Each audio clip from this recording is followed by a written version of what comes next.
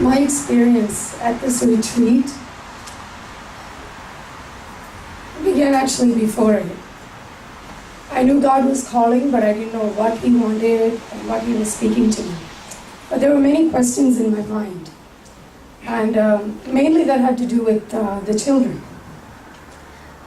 And this retreat actually answered my prayers. And I know that through that God really, even before, I know God hears the prayers and answers them, but this is one example where He really and truly heard the prayer and answered them. For answering it when we need it, with what we need. And He does it so beautifully. My children are at different stages in their life. Some are in college, some are 8. And the other ones, are learning to ask those questions. Why do I have to do things? And so at every point, I'm like, Lord, what answer do I give these people? From why do I have to eat certain things, or why can I not go to this school dance, or whatever the question may be. So I prayed, Lord, give me wisdom. As I was reading the Bible before, and I did go through the book of wisdom, there was a conviction within me that, all the answers are right here. But you read it, and how do you apply it? How do you apply it to today's situations? It's there, but you need to combine it with that grace to apply it to your life.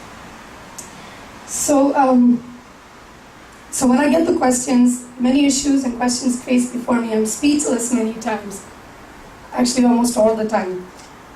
So knowing that I need the Lord's wisdom, I prayed for the Holy Spirit, like Solomon.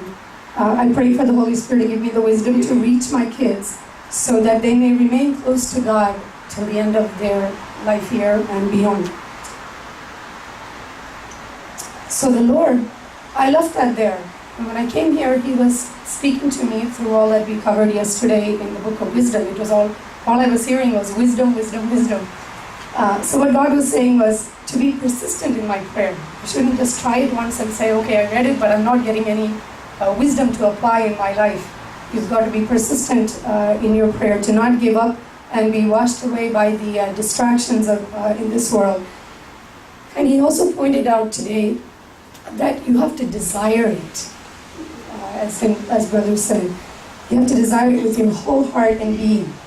And you know how badly you are desiring it if you kind of pray for a little bit and think you desire it and then forget about it because all the other issues come up.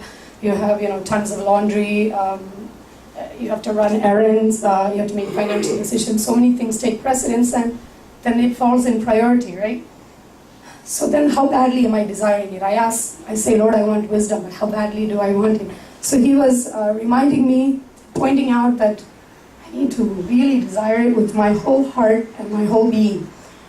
And the third point was that I have to be in a disposition to receive this gift, which means pride and things like that can't get in the way. Whatever else is holding you back, whatever is blocking you, you have to pray for the grace to be empty so that you can receive that gift of wisdom to deal with it. So just reminding, these are the highlights of Brother's talk that spoke to me in terms of wisdom, was to be persistent in my prayer, not to give up, to desire wisdom with your whole heart and your whole being, and to be in a disposition to receive that gift of wisdom.